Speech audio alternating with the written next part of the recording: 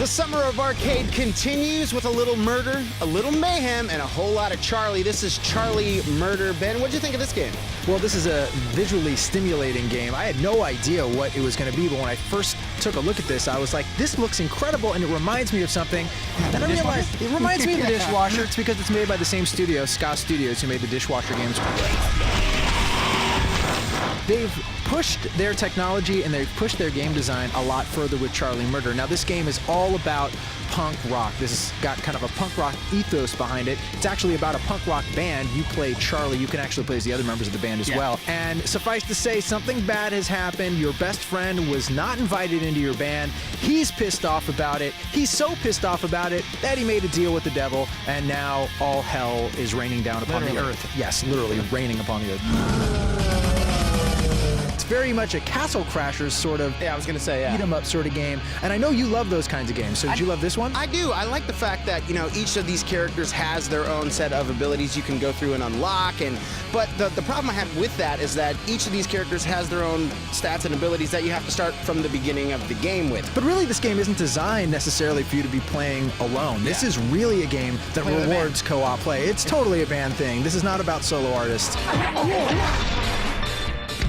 No, you do find that when you play cooperatively, there's all kinds of cool moves and stuff that are unlocked. If I play as Charlie, who's the vocalist, if you play as, I think his name is the Rexecutioner, who's the drummer, the big tank dude, we have special moves, and those moves are actually unique if I play with you or if one of us is the bassist or another player. I think there's a surprising amount of depth here. I mean, there's a lot of loot to pick up as you're killing enemies, and you get all kinds of new abilities and power-ups. You have your own stats.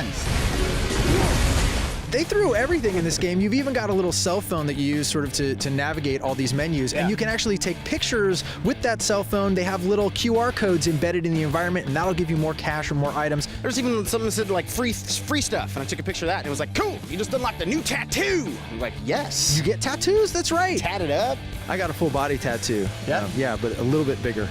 Yeah. Jews, not into tattoos. Yeah. We can't be buried in a Jewish cemetery if we have a tattoo. Do you know that? No. No. Do you know that? Jew didn't. Jew didn't. Jew did Jew not. didn't know that. Jew didn't know that.